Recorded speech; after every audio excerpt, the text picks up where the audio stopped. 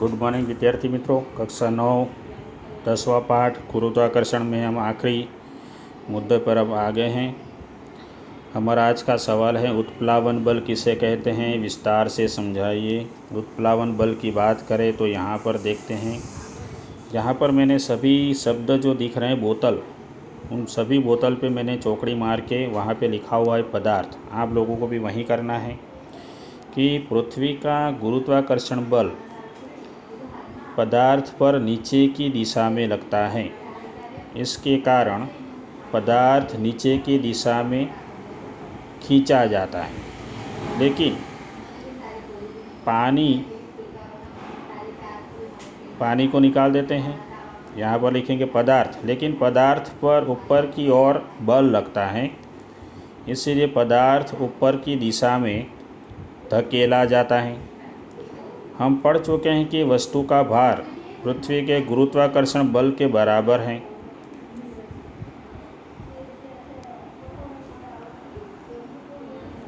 वस्तु का भार पृथ्वी का गुरुत्वाकर्षण बल के बराबर होता है। जब पदार्थ को डुबोया जाता है तो पदार्थ पर पानी द्वारा लगने वाला ऊपर की दिशा में बल इसके भार से अधिक होता है, इसीलिए उसे छोड़ देने पर वह ऊपर की तरफ उठता है। फिर से बोतल यानी पदार्थ को पूरी तरह डुबोए रखने के लिए पानी के द्वारा पदार्थ के ऊपर की ओर लगने वाले बल को संतुलित करना पड़ेगा। इसे नीचे की दिशा में लगने वाले एक बाहरी बल को लगाकर प्राप्त किया जा सकता है, और यह बल कम से कम ऊपर की ओर लगने वाले बल के भार के अंतर के बराबर होना चाहिए।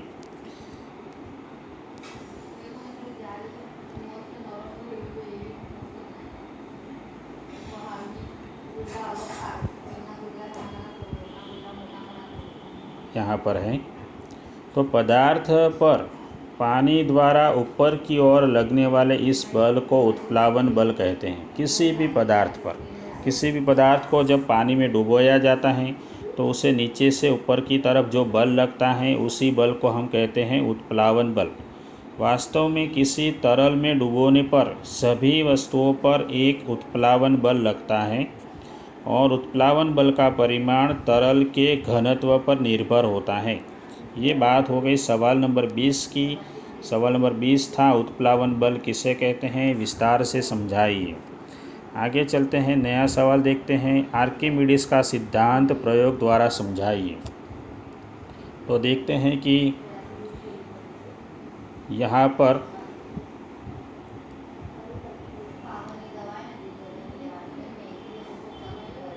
यहाँ से देखना पड़ेगा। पानी से भरा हुआ एक बीकर लेंगे, उसमें एक लोहे की कील लीजिए, इसे पानी की सतह पर रखेंगे तो कील डूब जाती है। कील पर लगने वाला बल पृथ्वी का गुरुत्वाकर्षण बल इसे नीचे की ओर खींचता है।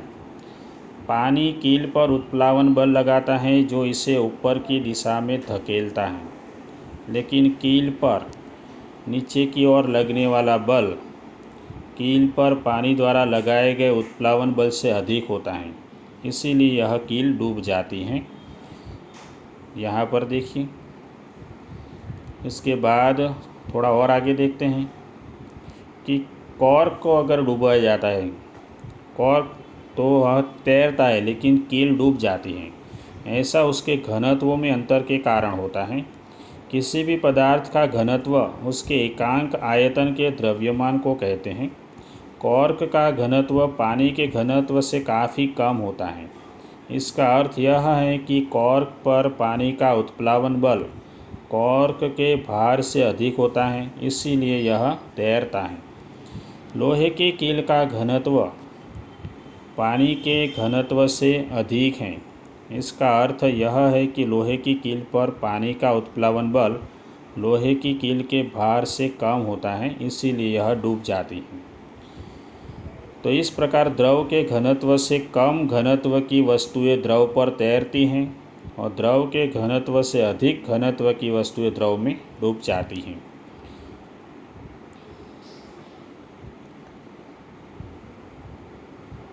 आगे चलते हैं, आर्किमिडीज का सिद्धांत समझते हैं कि ऊपर इस प्रयोग के अंदर पत्थर को जब पानी में डुबोया जाता है, इस पत्थर को आप ध्यान से देखेंगे तो पानी में डुबोया जाता है तो क्या होता है,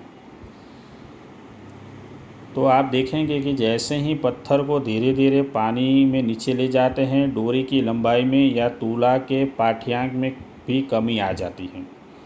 जब पत्थर पानी में पूरी तरह डूब जाता है तो उसके बाद कोई परिवर्तन नहीं दिखाई देता और डोरी के प्रसार या तुला का माप में कमी से आप देख सकते हैं कि क्या होता है कि रबड़ की डोरी की लंबाई में परिवर्तन या तो पाठ्यांक में वृद्धि पत्थर के भार के कारण होती है, क्योंकि पत्थर को पानी में डुबोने पर इन वृद्धियों में कमी आ जाती है। इसका अर्थ यह है कि पत्थर पर ऊपर की दिशा में कोई बल लगता है, जिसके परिणाम स्वरूप रबड़ की डोरी पर लगने वाला नेट बल कम हो जाता है। इसीलिए लंबाई की वृद्धि में कमी आ जाती है। जैसे कि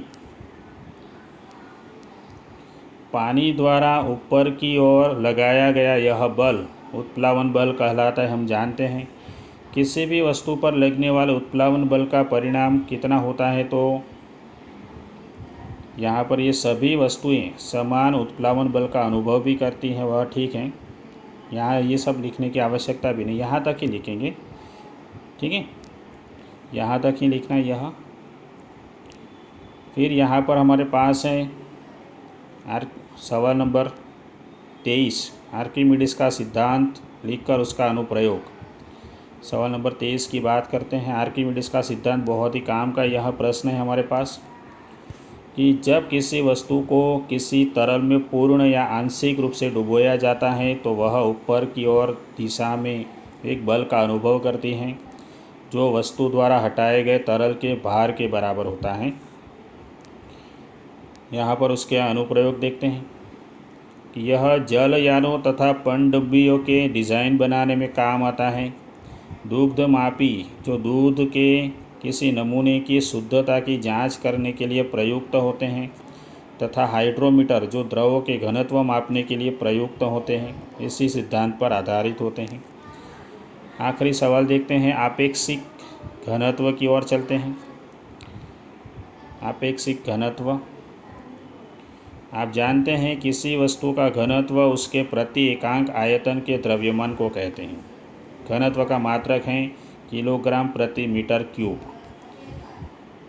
किसी पदार्थ का घनत्व सदैव किसी विशिष्ट परिस्थितियों में किसी भी पदार्थ का घनत्व सदैव समान रहता है। अतः किसी पदार्थ का घनत्व उसका एक लाक्षणिक गुण भी होता है। यह भिन्न भिन्न पदार्थों के लिए भिन्न भिन्न होता है। जैसे कि सोने का घनत्व 19,300 किलोग्राम प्रति मीटर क्यूब है, जबकि पानी का घनत्व 1,000 किलोग्राम प्रति मीटर क्यूब है। किसी पदार्थ के नमूने का घनत्व उस पदार्थ की शुद्धता की जांच में सहायता कर भी सकता है। किसी पदार्थ के घनत्व को पानी के घनत्व की तुलना में व्यक्त करना सुविधाजनक होता है, और किसी पदार्थ का आपेक्षिक घनत्व उस पदार्थ का घनत्व और पानी के घनत्व का अनुपात है। जैसे कि आपेक्षिक घनत्व यानी किसी भी पदार्थ का घनत्व बटे पानी का घनत्व। आपेक्षिक घनत्व समान राशियों का एक अनुपात है, इसीलिए इसका कोई मात्रक नहीं होता। यहाँ पर दोस्तों हमारा पाठ खत्म होता है। अगले वीडियो में नया पाठ शुरू करेंगे।